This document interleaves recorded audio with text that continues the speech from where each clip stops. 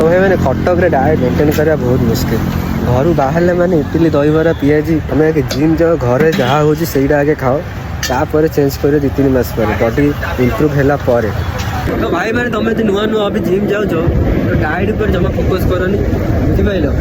तो जिम उपर आगे फोकस कर डाएट गोटे सेकेंडरी जिन आगे जिम जा शिख तापर डाएट शिख कहीं अभी हठात तुम अभी घर जो डाएट उपर तुम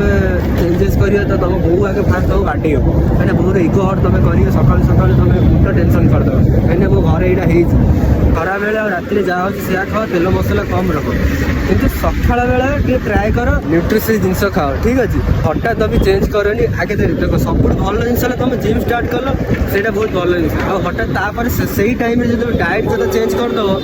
बॉडी पूरा डैमेज हो कहीं आगे तुम से घर खाଇବା सहित आगे मासे कंटिन्यू कर देख बॉडी ऑब्जर्व कर कौन चेंजेस हो कौन नहीं घर लाइफस्टाइल कौ भाया से अनुसार तुम बजेट फ्रेंडली अनुसार तुम प्लान कर जो किसी डाउट हम मत पचार मेसेज कर